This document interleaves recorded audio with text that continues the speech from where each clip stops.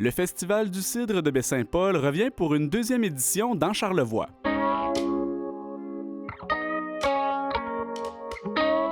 Célébrant l'arrivée des journées printanières et le début de la floraison des pommiers, l'événement se veut un moment pour mettre en valeur les produits locaux dans un cadre festif et décontracté. Nous, on a plusieurs producteurs charlevoisiens. On a quand même 5 producteurs de cidre ici dans Charlevoix. Fait qu'on s'est dit, dans l'idée de toujours continuer à animer ce bistrot-là, on s'est dit, faisons ça. Puis rapidement, peut-être c'était même au début, mais rapidement, on a contacté les amis de Travaux et les Jours qui ont vraiment embarqué dans l'organisation, l'animation. Puis après ça, on a contacté tous les autres aussi, les producteurs, pour être présents puis présenter leurs produits.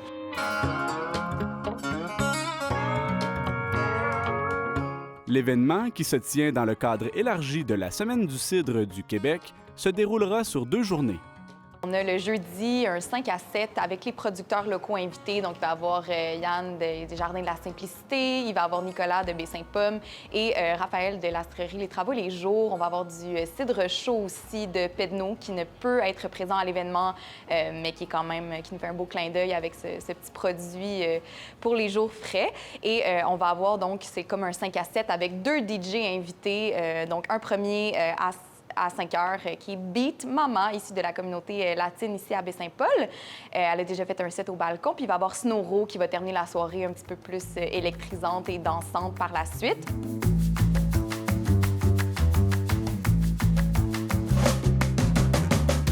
On est de retour samedi avec 2 vagues de dégustation à 16h et à 18h. Ça va être 6 cidres à déguster qui vont être présentés par les producteurs et aussi des bouchées en accord qui sont réalisées par Geneviève, notre chef. Fait que ça va être de délicieuses bouchées pour accompagner ces cidres-là, pour aider à faire descendre un petit peu la frivolité. Il va y avoir aussi Alex Bouchard, chansonnier de la région ici, qui est aussi dans le groupe Beholder. Fait que la plupart l'ont peut-être vu jouer. Il va être là à 19h. C'est gratuit, ouvert à tous. Le cidriculteur Raphaël Nguyen estime que l'événement porte un mandat pédagogique et qu'il favorise l'échange humain. Pour nous, le Festival du cidre, c'est vraiment une occasion là, de rencontrer les gens de la place, de rencontrer des amateurs de cidre et des non-amateurs. On ne se le cachera pas le cidre, c'est pas le breuvage le plus connu, même si ça fait des années qu'il est fait ici dans la région puis même au Québec, mais ça reste un petit joueur, disons, comparé à la bière ou même le vin. Fait que c'est sûr que pour nous, moi puis Jonathan, une grande partie de notre travail, c'est d'éduquer en fait nos clients. Puis on pense que le Festival du cidre, c'est une occasion justement de faire découvrir des produits, mais aussi à apprendre à les déguster, apprendre à les apprécier, à se laisser tenter par des choses qui sont un peu différentes. C'est pour ça que la dégustation, pour nous, c'est comme un moment fort là, de ce festival-là.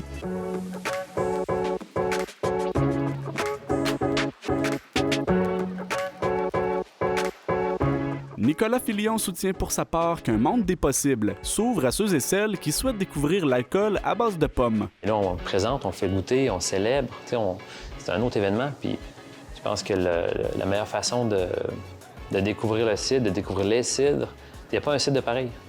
Si les pommes sont différentes, si le gars qui fait, le cidriculteur qui fait les cidres, il travaille différemment, on arrive à des produits différents. Le cidre peut être autant différent que la bière et que le vin. Puis même le cidre, c'est un bel entre-deux entre les deux. Il peut aller chercher autant des avantages et des caractéristiques de la bière que du vin. Les activités de la fin de semaine se veulent également intéressantes pour les producteurs qui peuvent discuter et partager des connaissances. On est souvent dans nos affaires, oui, on s'écrit des choses, puis on se parle déjà quand même bien, mais c'est sûr que là, c'est un moment où on est là, on peut vraiment discuter de façon plus ouverte, un petit peu plus, peut-être moins dans le business, fait qu'on est plus là pour avoir un bon moment puis créer des liens là, entre nous.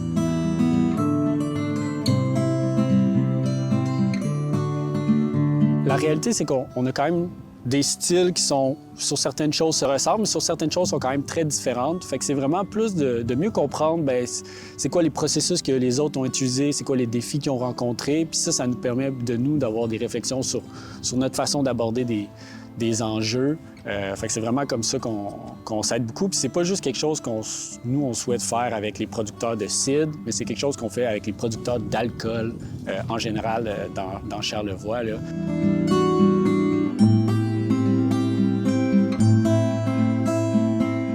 Avec leur production, les cidriculteurs locaux tentent de mettre en valeur les terroirs parfois méconnus de la région de Charlevoix. On a récolté des pommiers à Saint-Joseph-de-la-Rive et pour faire honneur à la tradition marine, on les a mis dans des tonneaux. Donc, on a fait des choix de différents tonneaux là, qui avaient reçu des vins préalablement. C'est vraiment de faire ce rappel-là de, tu sais, il fut quelques siècles, comment dire, tout était transporté en tonneaux.